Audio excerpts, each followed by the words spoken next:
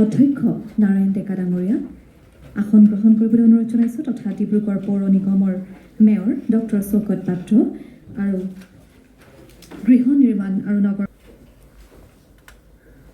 Honorable Chief Minister Dr. Himanta Biswa Sarma, members of the media and distinguished guests, I extend a very warm welcome to each one of you to this special occasion, the appointment ceremony of 43 newly inducted urban technical officers. This reform agenda, the department had earlier recruited 96 executive officers under the Assam Urban Administrative Services to oversee the administration of municipalities. In addition, 100 financial management officers under Assam Urban Financial Service Cadre and 96 urban technical officers.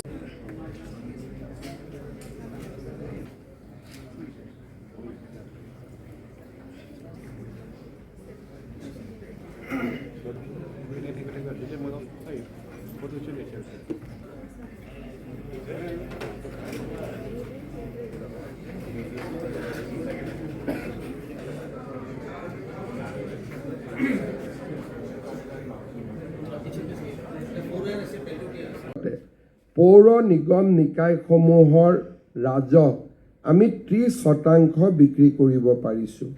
QR কোডৰ জৰিয়তে ধন আদায়, SMS alert, আত্মসহায়ক গোটৰ জৰিয়তে কৰ সংগ্ৰহৰ ব্যৱস্থাই পৌৰ প্ৰশাসনত স্বচ্ছতা আনিছে। টেকনিকেল ইঞ্জিনিয়াৰ 16 গৰাকী, ইলেক্ট্ৰিকেল ইঞ্জিনিয়াৰ 11 গৰাকী, পাব্লিক হেল্থ ইঞ্জিনিয়াৰ 8 গৰাকী, এনভাইৰমেণ্টেল অভিযন্তা 6 গৰাকী আৰু চিভিল ইঞ্জিনিয়াৰ 2 গৰাকী।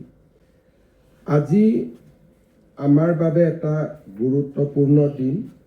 অসমৰ পৌৰ প্ৰশাসন বা আমাৰ পৌৰ নিগম নিকায়সমূহত এটা সময়ত টেকনিকেল মেন পাৱাৰৰ একেবাৰে অভাৱ আছিল আৰু কাৰ্যত এজন বা দুজন জুনিয়ৰ ইঞ্জিনিয়াৰ পৰ্যায়ৰ অভিযন্তাৰে আমি সমগ্ৰ নগৰ প্ৰশাসনটো পৰিচালনা কৰিছিলোঁ। সময়ৰ গতিৰ লগত আমাৰ ৰাজ্যখন সলনি হৈছে।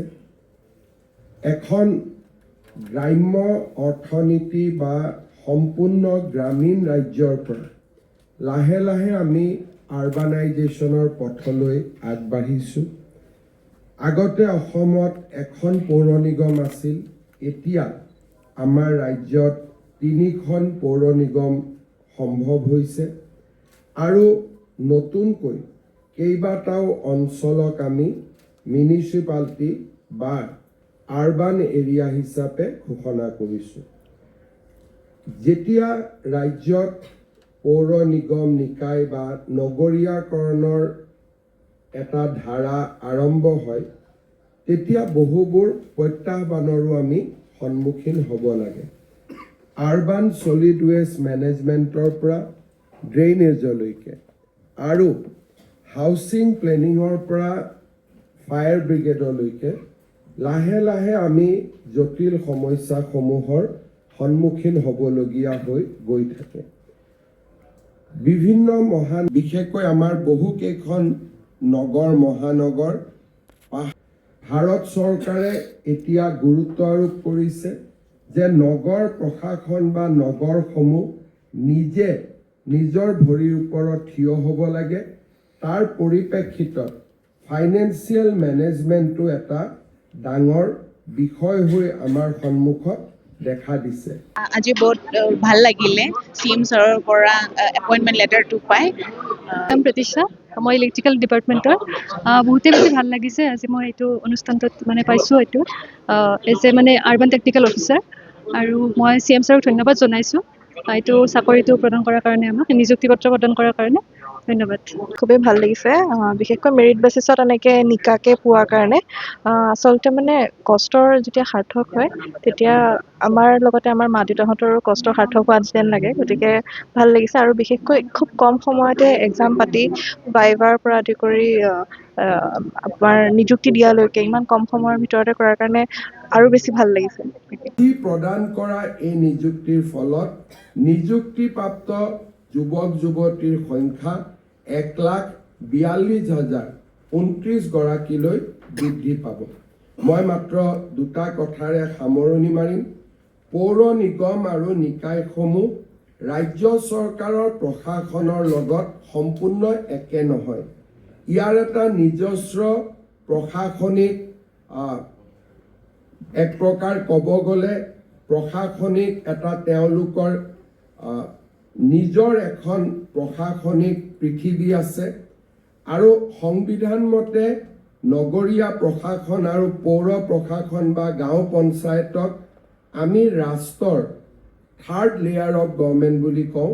তৃতীয় খলপ আমাৰ তিনিটা খলপত চৰকাৰ চলে, চেণ্ট্ৰেল গভৰ্ণমেণ্ট, ষ্টেট গভৰ্ণমেণ্ট আৰু তৃণমূল পৰ্যায়ত পৌৰ নিগম নিকায় আৰু পঞ্চায়তসমূহ ৰাইজৰ বাবে কাম কৰে।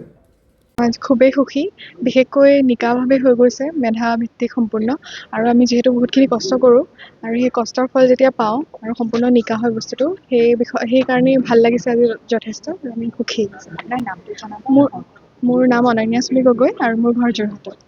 বহুত সময়ত যেতিয়া আমি ৰাজ্য চৰকাৰে অফিচাৰ কাম কৰি আছে, আমাৰ ধাৰণাটো হ'ব লাগিব যে আমি যাতে তেওঁলোক পজিটিভ ভূমিকা এটা আমি গ্ৰহণ কৰিব পাৰোঁ। আমাৰ মিউনিচিপালিটি বেছিকৈ বানপানীৰ সৃষ্টি কৰে, অৰ্থাৎ আমি গ্ৰেডেশ্যন বা গ্ৰেডিংবিলাক আমি মিলোৱাত আমি অক্ষম হওঁ। বাইলখনক কেনেকৈ ইণ্টাৰপ্ৰেট কৰি আমি ৰিয়েল ইষ্টেটত কাম কৰা মানুহজনক সুবিধা দিব পাৰোঁ, তাক লৈ আমি লাগিছে। আজি 1 মান্থৰ ভিতৰত ছাৰ হিমন্ত বিশ্ব শৰ্মা ছাৰে আমাক এক্সাম কণ্ডাক্ট কৰি পিনে নিযুক্তি পত্ৰখন দি দিছে, তো ভাল লাগিছে। আৰু মই ওদালগুৰিৰ পৰা আহিছোঁ, মোৰ নাম অম্বিকা স্বৰ্গীয়াৰী।